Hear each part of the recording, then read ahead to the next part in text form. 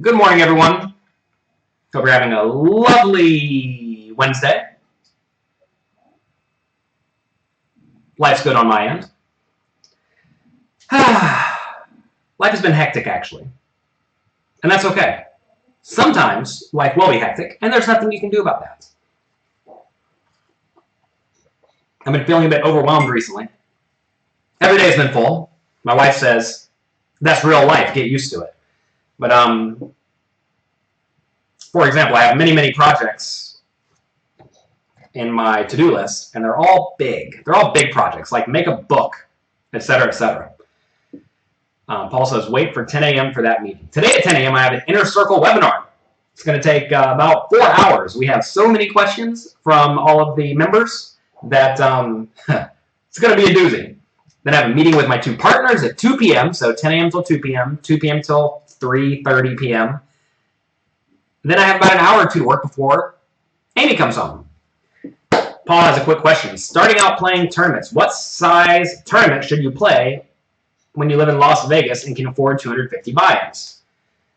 Not sure exactly what that question is asking. Also, if anyone's here on Twitter, Twitch, YouTube, Instagram, etc., please let me know. I'm not getting any messages. Hello, okay, Facebook's here. That's good. Let's see if anyone else is here. Not, we may have to try to figure out what's going on. By size, do you mean the number of players? Typically, you want the smallest number of players available in the tournament. That way, you have less variance, right? As there are fewer players, you will have a smaller return on investment, but you'll have a smaller amount of variance. And usually, that is what you're going for whenever you're first starting to play. You say you're not starting out. Where do I think we should start? Which tournaments? I'm not exactly sure, again, what you're asking. All tournaments are effectively the same, right? You find tournaments that have reasonable structures, and you play them.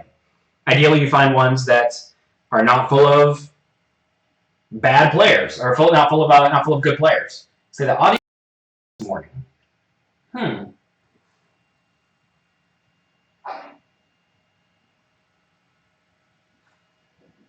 me 1 second. You're right. Let me know if the audio is better now. With any luck, it just got better. James came in here and unplugged a lot of my devices this morning. So when I plugged them back in, apparently it unplugged the proper microphone. With any luck, it should be better now. If it is better, please let me know. Oh, babies. Babies get into a mess. Oh, you're saying you're just asking because there's a lot of $80 and $100 tournaments. And, yeah, I mean, really, you can play whatever you want. Get in there, put in volume, and play as much as you realistically can. That's really what it amounts to. Just don't do anything insane with your bankroll. Don't be a degenerate. Be aware that if the rake is high in a tournament, you don't have to play it.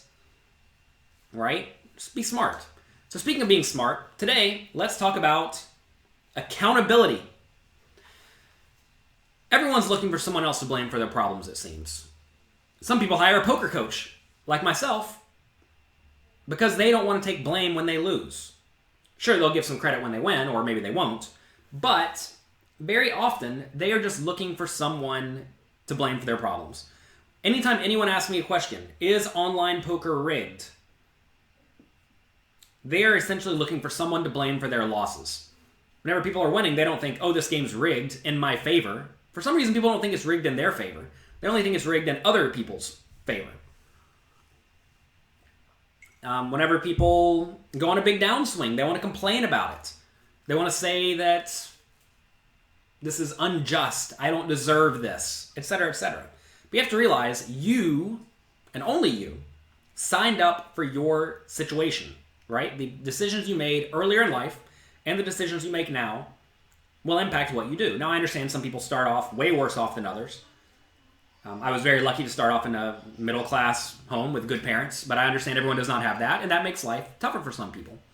But no one made you play poker. No one made you get the job that you have that you don't particularly enjoy. No one made you go to college or drop out of college, right? These were all your decisions. Like I, for example, do not have a college degree. And if I somehow stopped doing well at poker, who do I have to blame for that? Who do I have for not having a backup plan? Well, it'd be me. I actually do have some backup plans because I figured out you needed that a long time ago. But it's your fault when things go well or when things go poorly to some extent. Someone says people blame dealers. People blame dealers all the time. Will says you blame dealers like any good player. Yeah. Clearly the dealers are irrelevant when it comes to which cards you get. Unless, of course, they're cheating. But usually they're not. Most dealers are smart enough to realize that if they cheat, they're going to go to prison. Usually you don't want to go to prison for a small amount of money. Some are dumb, though. Let's see. One of your friends had to cut loose because they had that type of mentality. Yeah, listen, you choose your friends, right? If you don't like your friends, or if you don't have any friends, or if you have too many friends, or if you're too busy, whatever, understand that that is your decision, right?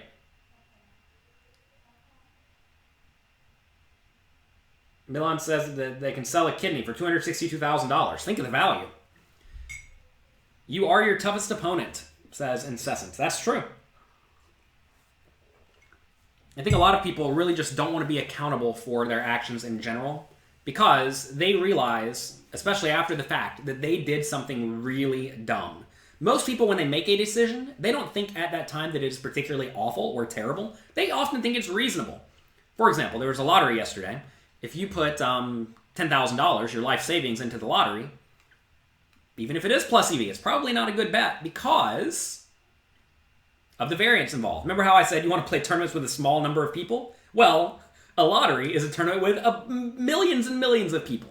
There's going to be infinite variance, right?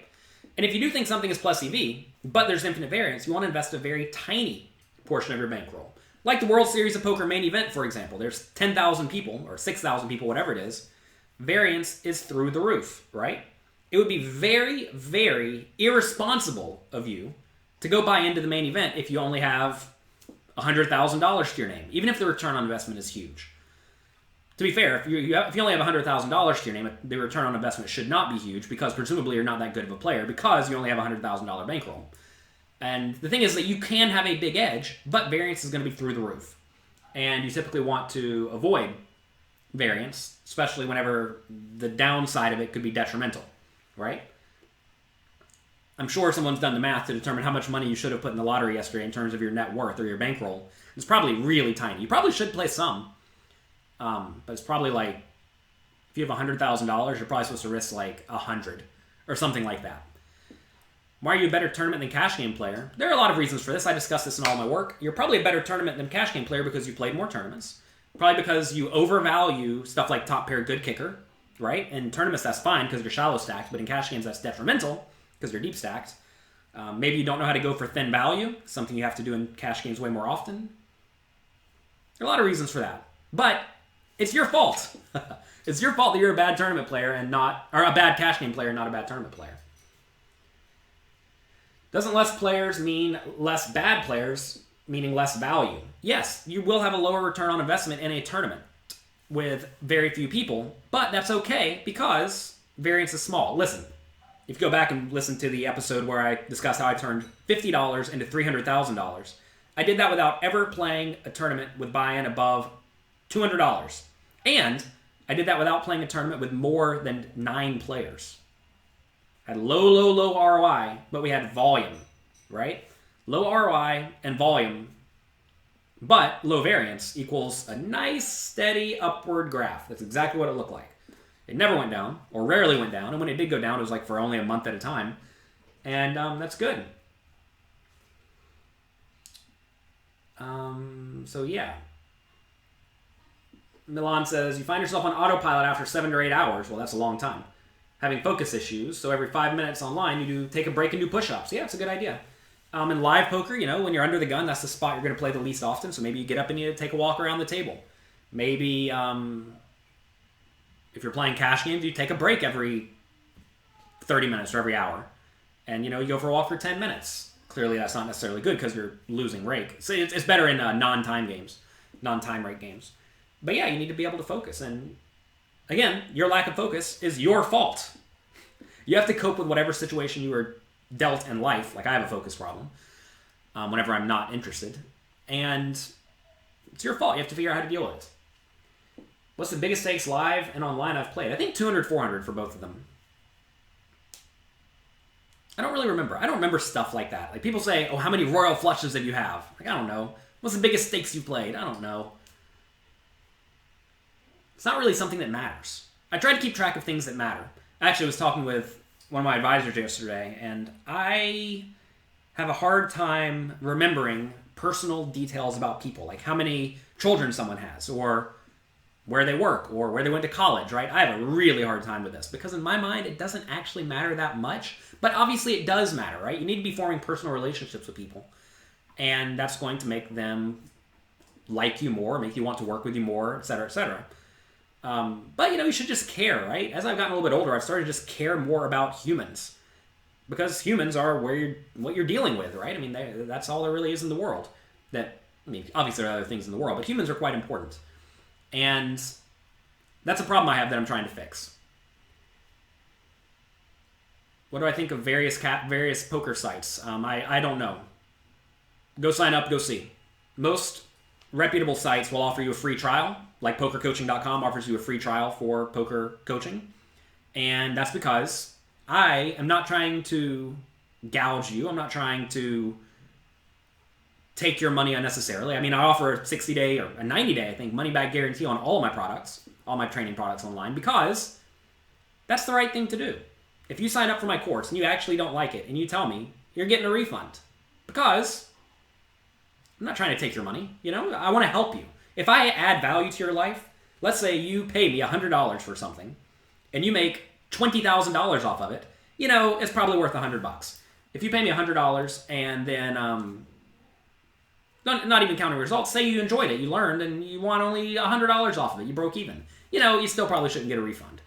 But if you sign up, you go through a few quizzes, you think this is ridiculous, or this is way above my head, I'm not ready for this, ask for a refund. It's fine. I have no problem with that. I tell everyone, sign up for the free 7-day trial, and if you want to cancel after that, cancel. It's not going to offend me or hurt my feelings. I want you to get value out of the work that I produce. And if you're not getting value, don't do it. I don't deserve anything if I'm not providing you value. Do you change your strategy once you make the final table? Of course you do. I discuss this in literally all of my tournament books. You definitely need to change your strategy. What's my favorite poker book that I did not write? That's a tough one. Do I have any back here on the shelf? This is not a poker book, but this is one that I like. This is called Professional Organization for Degenerates by Brandon Adams. Very good player. He took second in the Poker Masters leaderboard, I believe. It's a little book. Very, very tiny.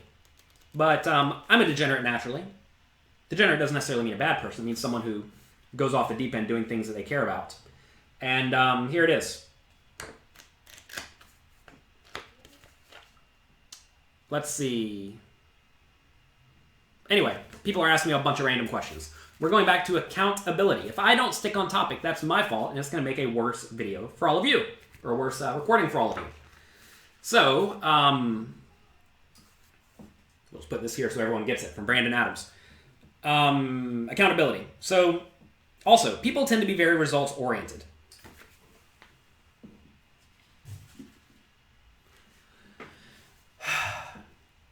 You cannot be results-oriented because people seem to be very happy when their decisions go well and very unhappy when their decisions go poorly. Take the lottery example, right? People put a large chunk of their money into a lottery, even if it's plus EV, and they lose, they're usually unhappy. They're like, oh, I played so poorly, I made a big mistake. And you didn't really, right? Well, assuming it's a plus EV. Well, you did make a mistake, right? You made a mistake, but if you won, people are thrilled. They're like, yeah, look how good I am. But if they lose, they're very unhappy. And that's just silly. You have to be happy with your decision or unhappy with your decision. And you need to ask yourself before the result, will I be happy or unhappy with this decision? And if you will be unhappy with this decision, then clearly you shouldn't have made the decision in the first place. Whenever you're playing poker, don't just play. Actively sit there and think, am I going to be happy with this decision, with this outcome? And, some people are not. That said, that will make a lot of people play poorly because they're afraid of running a big bluff, let's say, and having the bluff get called. But obviously you need to bluff sometimes, and some bluffs are good, even if they do fail. Right? That happens. So, don't be results-oriented. Being results-oriented is the sign of someone who has not thought through life, in my opinion. Do you have to get a heads-up display? Well, if you want to win. Let's see. How do you measure poker skill without considering results? There are actually a lot of players on the super high roller circuit who have not had good results. At least in the short term live, right? But they are well respected. Why are they well respected? Quite often these are players who produce a lot of very high level content. Maybe these are players who are very close friends with the other very good players and they all view each other as peers. It's very important to realize whenever you're playing a game like poker that has a lot of variance, it is difficult to say who the winners and the losers are. But the people who are playing the highest stakes on a regular basis very often are the best players if they got all their money from poker or primarily from poker. How do you determine if a bluff is good if it gets called? Well, you have to ask what called your bluff, right? If your opponent hero called your bluff with king high and it was good, probably wasn't a good bluff, right? If you make a bluff and your opponent just shows up with the nuts, and you thought the nuts was in their range, they could have the nuts, but usually they're going to have a marginal made hand. Like say on the river, your opponent either has a flush or they have worse than a flush, and you think they'll fold everything worse than a flush to a bet, and you bet and they have a flush and they call. That's not a bad bluff, it's just fine. They had the flush. It happens. So yeah, don't be results oriented. So how do you know if a bluff is good or bad? You need to study your range ahead of time away from the table so that you know if your play was good or bad. You look at their range. I have the float the turn range analyzer, which is what we use to go through all of the poker coaching homework questions. And we analyze every situation that comes up, right? We go through it, we break down your range, and we can break down your opponent's range just the same and see how often they're calling. There's a program called Flopzilla that makes this very easy. You can see on specific runouts, based on how you think your opponent would play, how many nut hands they have in the range, or how many obvious bluffs they have in the range, etc., etc. And that will give you a better idea of how you should be playing. I like the range analyzer better, though, because it breaks things down into very clear premium made hands, junk, marginal made hands, and draws, and that will give you a good idea of how most people play and how you really should be playing for the most part. Let's see. You've been struggling for 2 years at poker. Listen, if you're struggling for 2 years at poker, in all reality, you're not doing something right. It is, or you're not devoting your life to poker, one of the two. A lot of people, they say I'm struggling for 2 years, but then you ask them and they only play one tournament per week. And it's like, I mean, you're not playing any, right? You ask how much you study. You say, well, I watch some guy stream on Twitch every other night for an hour. Like, you're not studying and you're not really playing. You're just kind of like hanging out and goofing off. Now, if you are studying and playing 12 hours a day, every day, and you're still losing after 2 years, there's a big problem there. I have 2 books on psychology, Peak Poker Performance and Positive Poker. You should definitely check those out. You probably want to hire a mindset coach, because really, if you are studying the right things and doing the right things, but you're still failing, over 2 years, putting in a lot of volume, something's not right there. It's just, you will win at poker. Let's see. What percentage of... These are all... Listen, we're sticking to topic here. One more thing about accountability.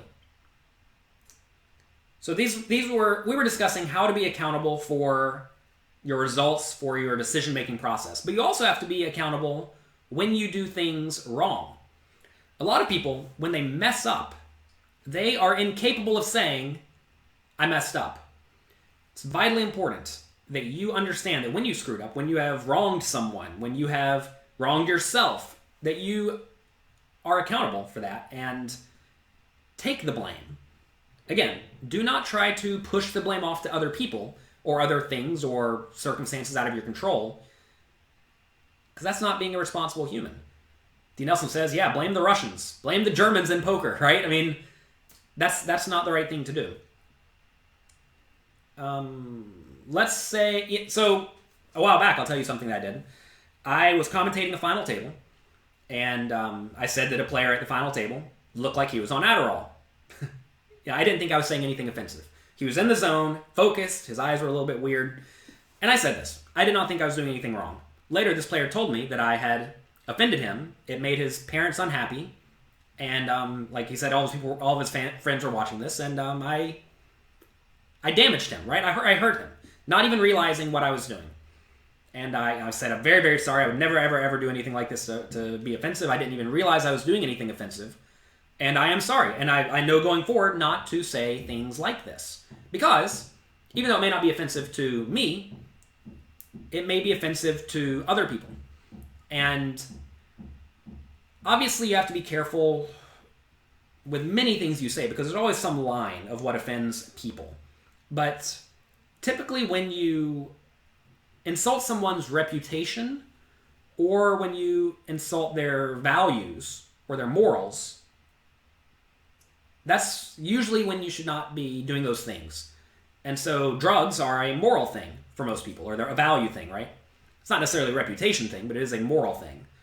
And you probably shouldn't say things like that. It's just not smart, right? You're not trying to be a jerk. Now, some people do realize, I am bad at life and I have no skills, therefore I'm going to take the insult everyone strategy. And that is a good way to attract negative people who are toxic. Now, if you are fine with that because you cannot better people's lives, maybe that's okay. That's the only route you have for success. But if you are capable of bettering people's lives, you should not also be tearing people down. And by saying, I think this guy looks like he's on Adderall, just as a passing comment, as almost a joke, that was wrong. And I said, I'm sorry. I mean, I was very, very sorry. I would certainly not do anything to offend someone who has done nothing to me, who seemed like a perfectly nice guy. And that was a mistake, right? So, I am sorry.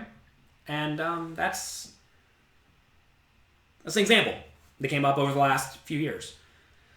So anyway, whenever you wrong someone, you definitely need to do whatever you need to do to make it right. And, you know, the issue is, as well, is that you may do things, especially if you're in the public eye, that you don't even know you're doing wrong. For example, say that guy did not tell me that I had offended him. I would have never known it, and then that guy would have been harboring resentment for me until he got over it, right?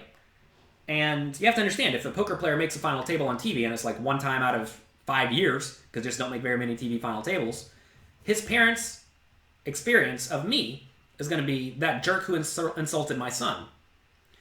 And you have to be aware that your decisions will have consequences, and you do not want random people out in the world harboring resentment for you. Just like nothing good comes from that, right? So, if you are trying to help people and trying to better their lives, which I do think basically all of you here are trying to do, be good and be careful with what you say and be careful with what you do, because it may come back to bite you. I know if someone insults me, I may not necessarily tell them, but I will literally never work with them ever because I do not trust them. And that's just me, right? And I'm the type of person who will maybe not necessarily let things go quickly and easily, but I will definitely not make a big stink about it. And if I'm involved in something with some people and they're doing things that are out of line, I am going to try to separate myself from those people, because I do not want to be associated with negativity, with vulgarity, with people spreading misinformation, etc., etc. Let's see. Someone's saying something about a daily prayer tweet. I don't even know what you're talking about. My memory is very short. I forget things quickly. I think that's a skill. The ability to forget things quickly is a skill. Alfie says, your problem is you don't know how to study. Well, what you do is you start writing down lots of hands that gives you problems. You download the Float the Turn Range Analyzer. You can't download, it's just a web page. It's completely for free. Go there and start figuring out how to structure your ranges better. We teach you how to do that at pokercoaching.com. Sign up for free. It's completely free. And go through the first homework question and work your way forward. Just do that. You'll know how to study. Let's see. Have I ever played with Alec Torelli? I actually took second place to Alec Torelli in back-to-back tournaments one time at Bellagio. Funny enough, the same player was backing both of us at the time. So the same player took first and second in back-to-back tournaments with his horses. It was a $3,000 tournament and a $5,000 tournament. Both tournaments had like 300 people, a whole lot. We had flips both times, heads up, and he beat me both times. So that's nice. Also, we played recently on Poker Night in America in Oklahoma.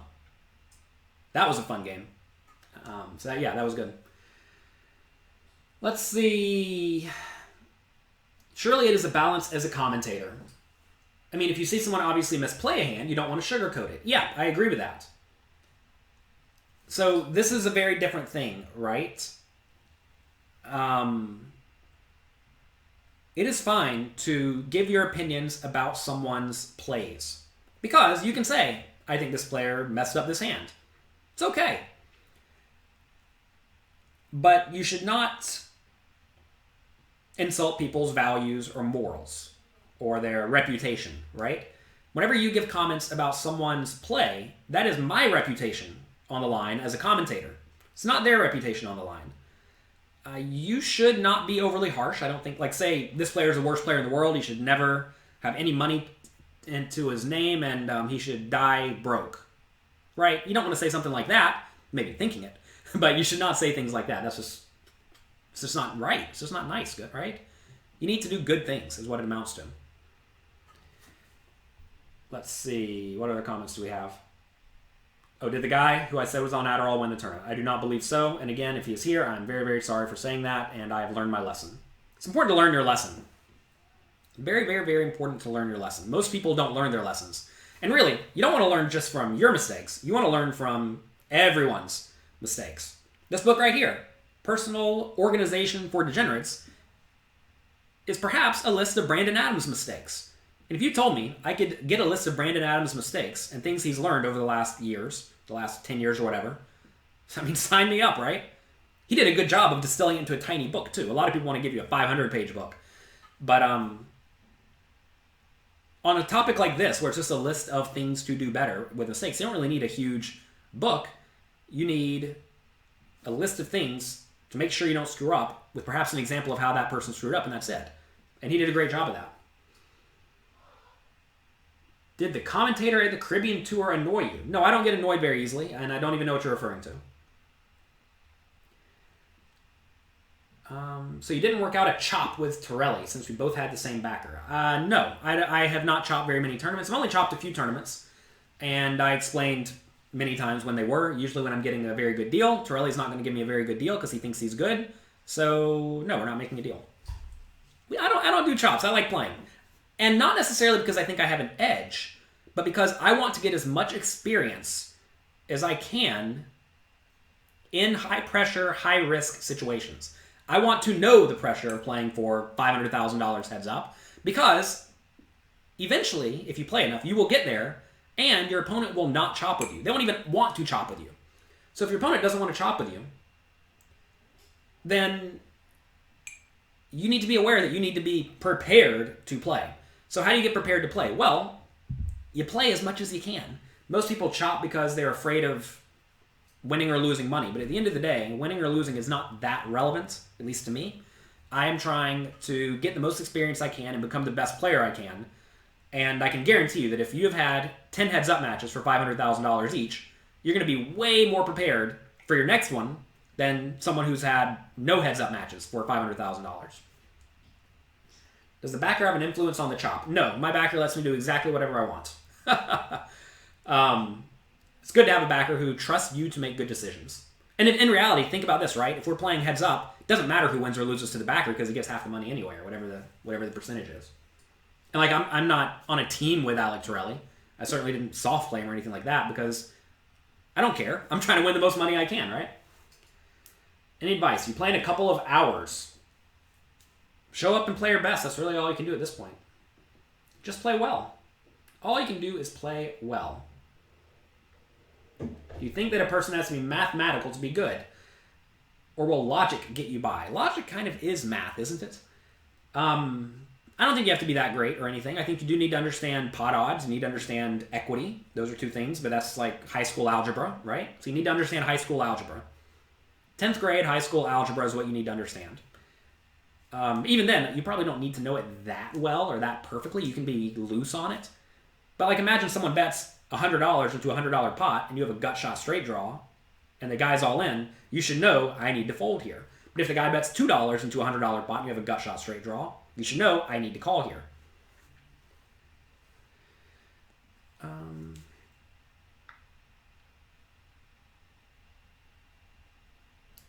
Let's see. D. Nelson says, you denied people staking me because you don't want them to make you feel that you have to play a specific way. So I actually like having a little bit of action on me from friends. I like my friends having a little bit of my action because I think it makes you, again, more accountable, right? Because like I said, I don't care about my money so much, but I do care about other people's money, and I want to make sure that I'm making good, solid decisions. So I do think having some other people invested in you is a nice way to ensure you're accountable. I'm not saying that you should necessarily play bigger or anything like that, but I think it is nice to have people who will help you, right? If you ask them questions, they're happy to help you because they have action on you.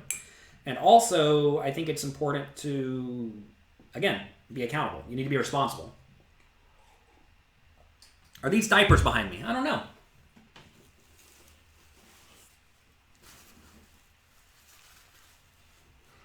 It looks like a diaper and it smells like a diaper, so it's probably a diaper.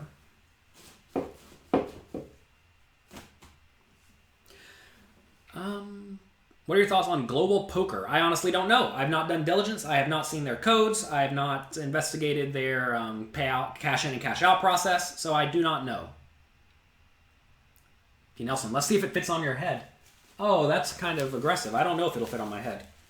But I look like a nun. It does fit on my head. All right. How do you figure out your equity in a spot at the table? It seems difficult to run the math. Well, Pat, you study ahead of time. It's very, very important to study the game before you show up to the table. A lot of people think I'm supposed to be able to figure out how to play at the table in this spot. But you need to study every possible situation. It's a little bit funny. Let's make it right. You need to study every possible situation away from the table so that you are very, very well prepared. If you just show up and think I'm going to figure it out on the fly, that is not good poker. You think you can be a winning player at PLO, considering the high variance. Variance does not impact whether or not you can be a winner or a loser. It does impact the swings, and it does impact your bankroll requirements, but it does not impact whether or not you can be a winner. And quite often, in higher variance games, not always, but quite often, you can have a higher edge, but variance is crazy, so you'll see much, much larger swings. Let's see.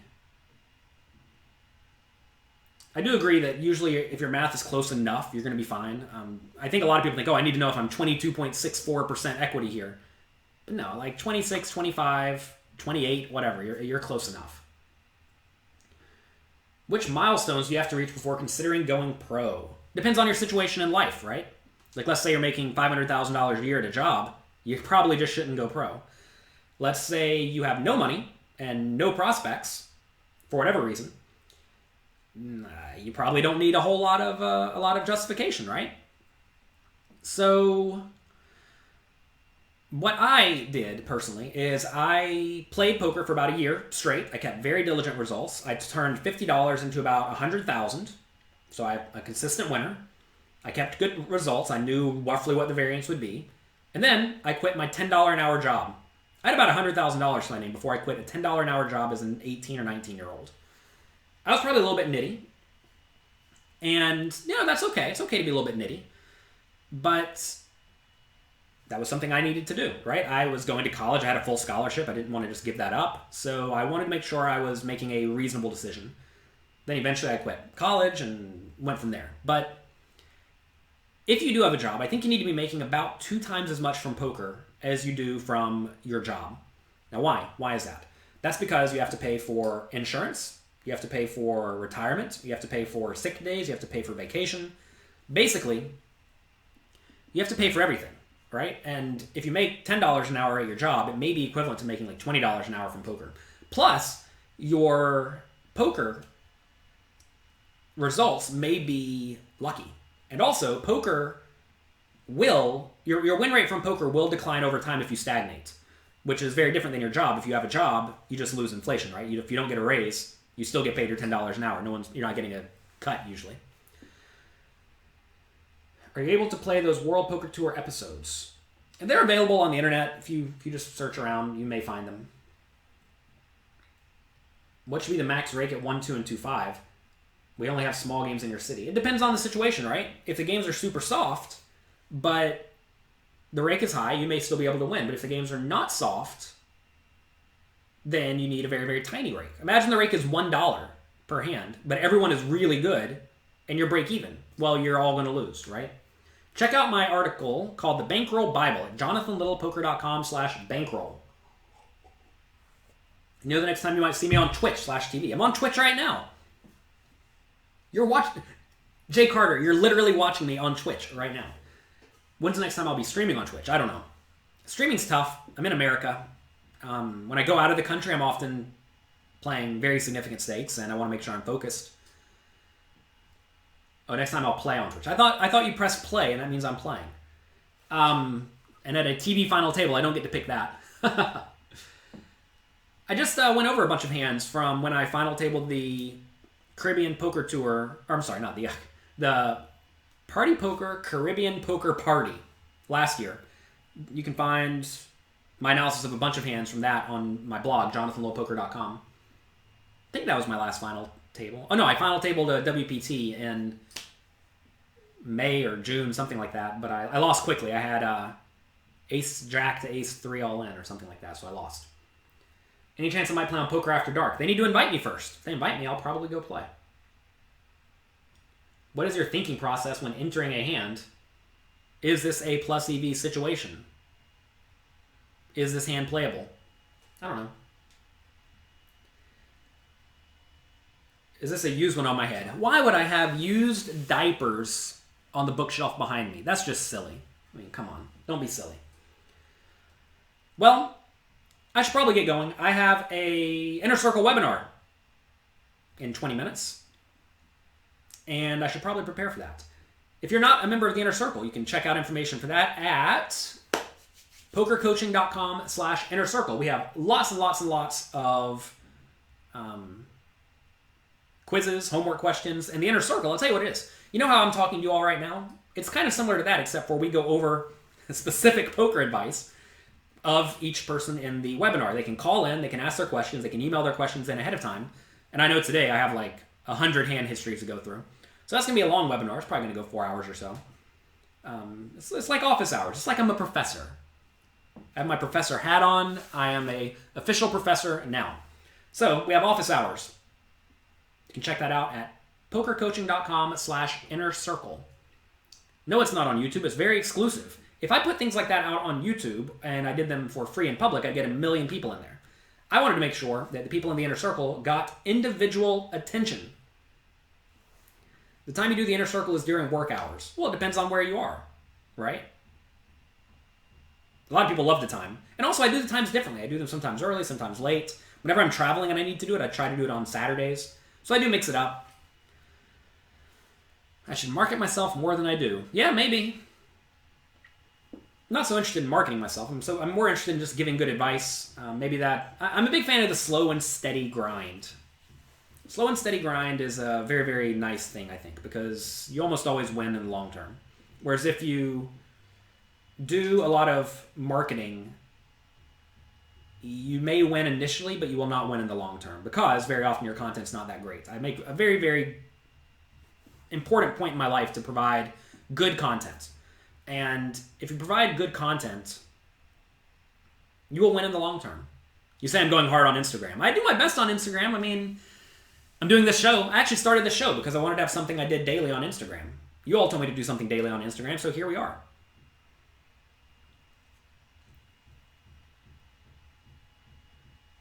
I am a good teacher. Well, good to be a teacher since you have a regular income. It is. Regular income is good. Variance is not so good. You want to minimize variance, etc., etc.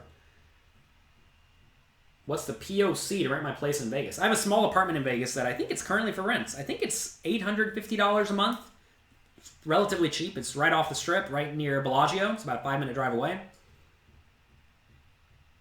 So yeah, that's there. Only long-term rental though. I'm not trying to rent it to people for the weekend and stuff like that. I'd probably make more money, but that's it. You didn't know pokercoaching.com was my site. My face is right on the front of it. How do you not know it's my site? But yes, it is a good site. What do you do when your mind starts wandering while playing poker? Try to not let it wander. Try to refocus. Try to realize my job here is to pay attention. If I don't want to do that, well, then that's not so good. Would you take a year pay up front for your rent? I'm sure they would do that. It's under a management agency. I'm not in charge of it. I don't know anything about it. You all can look up the address. It's 4961 River Glen Drive, Unit 27. 4961 River Glen Drive, Unit 27, Las Vegas, Nevada. It'll come right out. You contact Priority Property Management. Priority Property Management. What would I buy first? ICMizer Nitro or Inner Circle? Well, they're very different things, Louis. ICM Nitro is a program that will allow you to analyze your hands much faster for short-stacked ICM scenarios. Inner Circle is essentially, it's whatever you want it to be. If you want to ask me ICM questions, we'll get out ICMizer and go through them. If you want to, really, whatever you want to do is what it amounts to. If you want to learn about cash games, tournaments, mindset, PLO, whatever you want to talk about, I'm happy to help you to the best of my ability. Clint says, just signed up for poker coaching. Great. Hope you enjoy it. Let's see. Alfie says, all you play is local games. People mostly limp and rarely 3-bet, but you can't get them off any hands. They call you down with any pair.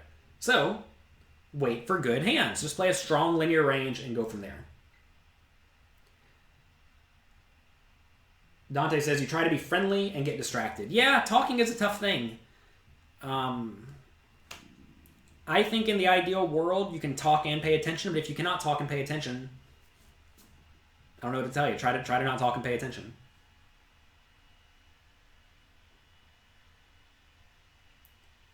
Summer says, you often make the top 100 out of big tournaments, but you don't seem to make the deep runs.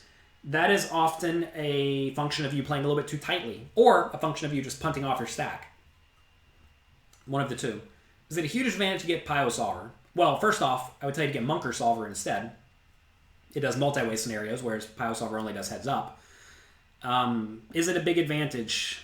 It's a lot of study. It depends on how much time you have to devote to studying. I definitely don't suggest spending $1,000 or whatever they want for it. If you're going to study 2 hands a week, it's just not worth it. You're probably better off just watching training videos where people use the programs and tell you the results. How should you know when to let top pair go? When your opponent wants to put all their money in, you should probably let top pair go. It's turning $20 into $320 good.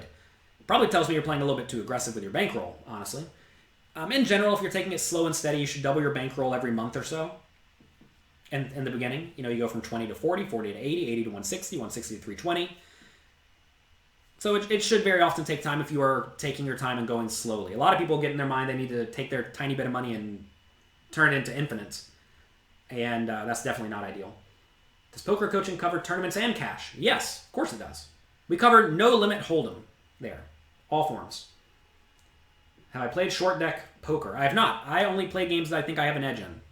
And I also only play games that I think are going to run long term.